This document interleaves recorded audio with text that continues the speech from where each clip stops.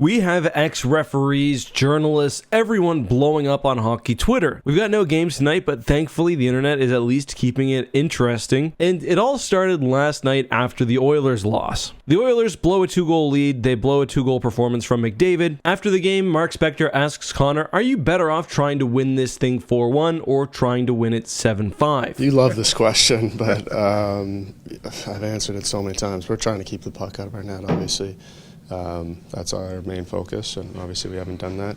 Connor, in response, sort of laughs off the question, but he's visibly annoyed and says, hey, our focus is always keeping the puck out the back of the net. Tim Peel on Twitter responds by saying, what an idiotic question by the media. I feel sorry for Connor, played his ass off tonight. Of course, it didn't stop there. That was last night. There would be some major explosions today. I do just briefly want to talk about the quote, though, the question. Was it dumb? I mean, yeah, but what Mark Spector's trying to get at is, should Edmonton move away from what they've been doing for the past few years, just simply trying to outscore through pure offense? The problem is, McDavid's got very little to do with that, and it's a question that's been asked before, which McDavid references. That being said, I'm not as critical of Spector as some. I mean, it's gotta be tough coming up with questions for people like McDavid who give you nothing when they've been losing all season. I don't envy the beat reporters, and I do think they're in a very unique situation, and they often become the punching bag of whatever team they cover. That being said, I also think Tim's post was also pretty fair. He sees it as trying to create a narrative, and today he posted a message that he got from Mark Spector, who says, thanks for piling on. You refs never have the balls to answer questions for your work, and you're critiquing me. Again, I kind of understand where Mark is coming from. I've been on the wrong end of an internet pile-on as well, but I mean, I think it's pretty obvious that he takes it to a whole level, and of course, Tim Peel, as I think is his right,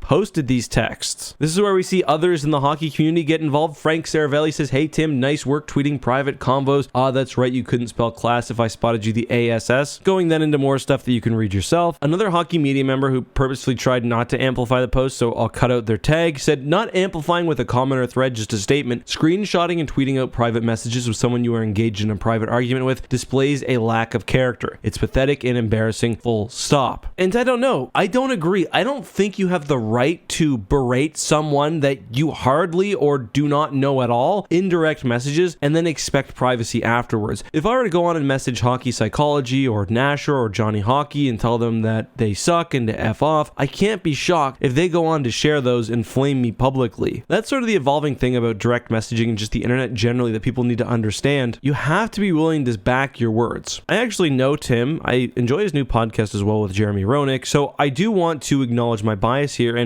I asked him what he thought about the situation today. He said, journalists have been criticizing players and officials for years, but when they get criticized, that's off limits. And yeah, referees in the NHL, they cannot defend their actions. In the modern NHL, at least as far as I'm aware of, no referee has ever openly responded to the numerous complaints against them, even when people say that they're bought and paid for. I don't know though. Let me know all of your thoughts on this situation and more down below. Again, we've got no games tonight, but we do have a full slate tomorrow, so let me know what you think on this situation and whatever else you want down below.